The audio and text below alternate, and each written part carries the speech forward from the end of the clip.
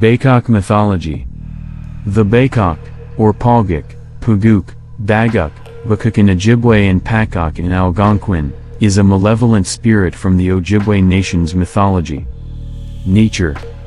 The Baykok is one of the undead, a spirit that exists beyond the grave through the sheer force of its supernatural will.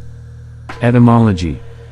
The word Baykok in the Anishinaabe language means skeleton in the sense of bones draped in the skin rather than bare bones, such that it lends itself to words like bakakadozo, meaning to be thin/skinny/poor, and bakakadwangwe, meaning to have a lean/thin face. The name Baykok occasionally appears as Bekok, reflected in English as Baykok, which may be a shortening of Bekakadwabi Wizard, meaning an extremely thin being. Also spelled pau'guk, Baykok, Baykok in Ojibway, and Baykok in Algonquin. Description. The Baykok appears as a skeletal being, covered in a translucent layer of desiccated skin, as well as having a horrifying skull-like countenance. The creature's eyes usually glow an unholy red, although some legends have claimed that the revenant's eye sockets are empty black pits, soulless, and wholly evil. The cries of Baykok are also described as being shrill. Behavior. The Baykok only preys upon warriors, but does so ruthlessly, using invisible arrows or beating its prey to death with a club. The Baykok, after paralyzing or killing its prey, then devours the liver of its victim. The Baykok is a hunter, stalking and killing human prey without a hint of guilt or remorse. This ghoulish creature, however, never appears to more than one person at a time and only preys on hunters and warriors. The Baykok prefers to hunt at night, moving silently through the brush in the darkness in search of lone individuals. It is said that the only way to sense an impending attack is by hearing the popping and creaking sounds made by the creature's bones, and even sensing the threat is no guarantee of survival. Although the Baykok occasionally uses a heavy war club to bludgeon its victims to death, the creature prefers a bow that fires invisible arrows that are tipped with a poison that induces a deep, dreamless sleep in those hit by the arrows. In this state, which lasts several hours, the unfortunate victim cannot feel any pain, all the better for the Baykok, as it can now feast. Before it eats, the Baykok unsheathes a small silver knife and slices open the victim's abdomen.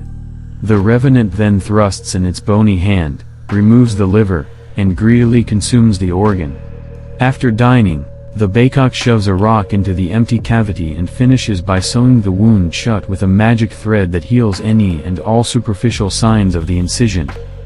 The unsuspecting victim then wakes up the next morning in the middle of the woods, most often with no recollection of their encounter with the ghoulish Baykok.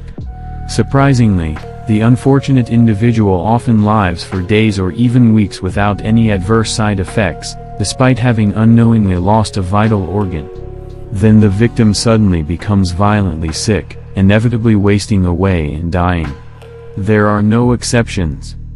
Fortunately, the Baykok never willingly approaches a human civilization, as the creature itself is extremely reluctant to leave the safety of the forest.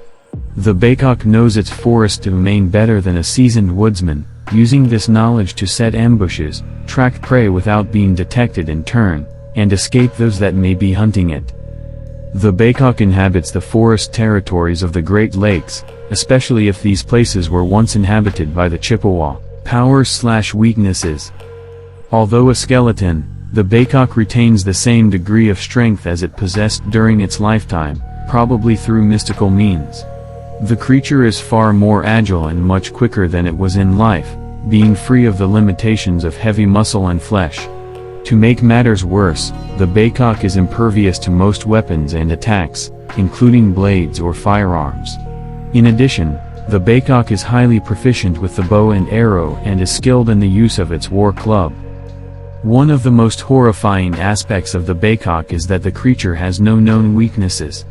Holy water, religious icons, and perhaps even blessed weapons have no effect on this revenant.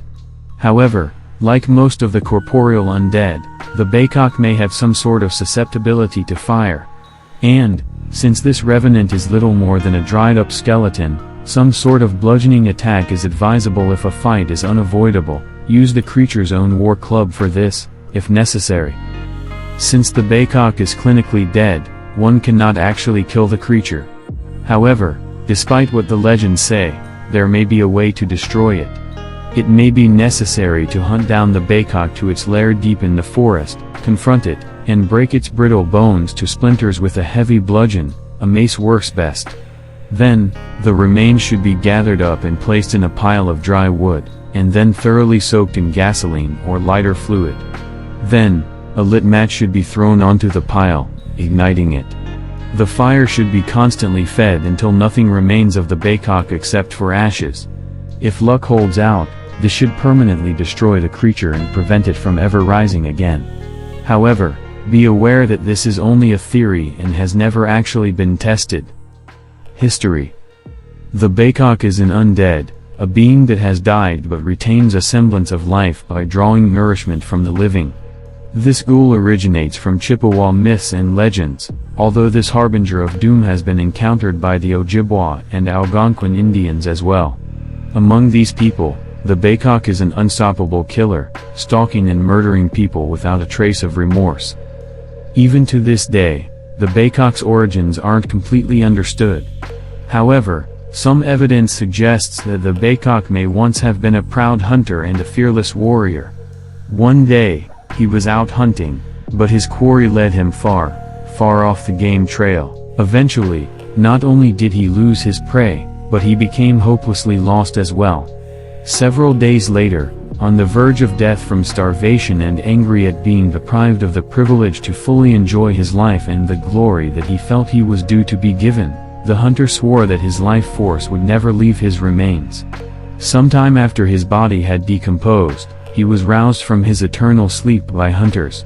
Angered and vengeful, the hunter arose from his unmarked grave as the Baykok, craving the flesh of men. Thus the Baykok came to be, and legend says that the creature still roams the forests, always hunting for its next victim.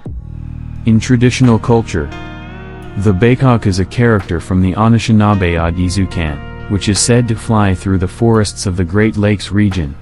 The cries of Baykok are also described as being shrill. Described as death in the Song of Hiawatha, it is said to appear as an extremely emaciated skeleton-like figure, with thin translucent skin and glowing red points for eyes.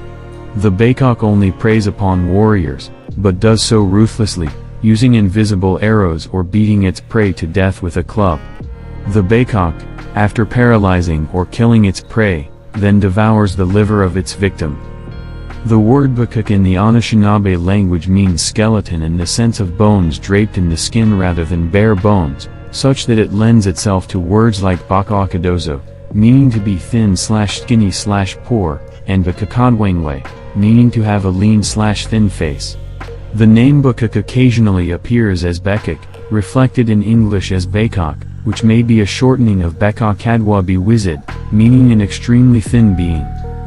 In the telling of the Adizukan, the description of Baykok's shrill cries, Vagakwuin, literally meaning clear/distinct cries, is a pun on its name. The method the Baykok uses to subdue its victim is another pun on its name. The word for to beat using a club is pau'guk.